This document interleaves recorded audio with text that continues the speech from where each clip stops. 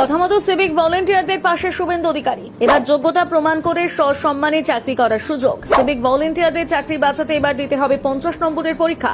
রাজনৈতিক সুপারিশের চাকরি পাওয়ার দিন শেষ, এবার শুরু ঝাড়াই বাছাই।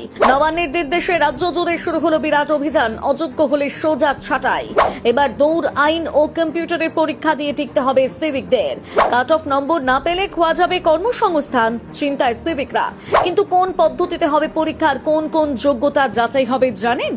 রাজ্যে সিভিক ভলেন্টিয়ারদের কর্মদক্ষতা, যোগ্যতা এবং সততা যাচাইয়ের ক্ষেত্রে এবার এক নজিরবিহীন এবং অত্যন্ত কড়া পদক্ষেপ গ্রহণ করল রাজ্য পুলিশ। মুখ্যমন্ত্রী শুভেন্দু অধিকারী ক্ষমতা গ্রহণের পর থেকে বারবার স্পষ্ট বার্তা দিয়েছিলেন যে সিভিক ভলেন্টিয়ারদের বাহিনীতে এক বিরাট বড়সড় ঝাড়াই বাছাই প্রক্রিয়া চালানো হবে। মুখ্যমন্ত্রী সেই কড়া ঘোষণার পর এবার বাস্তব রূপ দেখা যাচ্ছে রাজ্যের জেলায় জেলায়।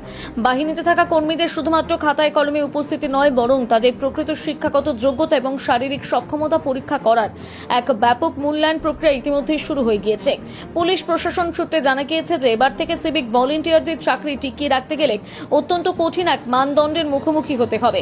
এই সামগ্রিক মূল্যায়নটি করা হবে মোট 50 নম্বরের একটি পরীক্ষার ভিত্তিতে, যেখানে উত্তীর্ণ হতে না পারলে যে কোনো মুহূর্তে চাকরি খোয়া যেতে পারে।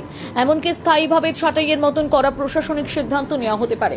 এই 50 নম্বরের পরীক্ষাকে মূলত দুটি সমান ভাগে ভাগ করে এক কঠোর মূল্যায়ন কাঠামো তৈরি করা হয়েছে, যা প্রথম কার্যকর করেছে কোচবিহার জেলা এবং বর্তমানে রাজ্যের অন্যান্য জেলাগুলো সেই একই নিয়ম অনুসরণ করেছে। প্রথম 25 নম্বর বরাদ্দ থাকছে সম্পূর্ণ শারীরিক সক্ষমতার পরীক্ষার উপর, যার মধ্যে দৌড়, ওঠবোস, সিট আপের পাশাপাশি উচ্চতা, ওজন এবং বুকের মাপ নিখুঁতভাবে পরীক্ষা করা হবে।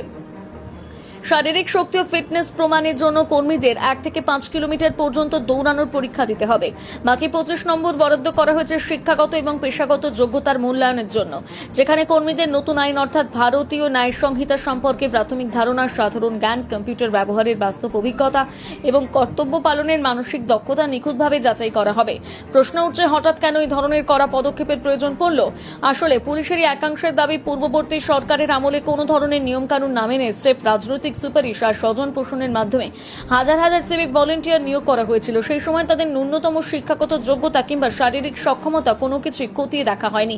এর পাশাপাশি রাস্তায় ডিউটি করার সময় সাধারণ মানুষের সঙ্গে এদের একাংশের চরম অসৌজন্যমূলক এবং ঔদ্ধত্যপূর্ণ আচরণের পাহাড় প্রমাণ অভিযোগ জমা পড়ত প্রতিদিন।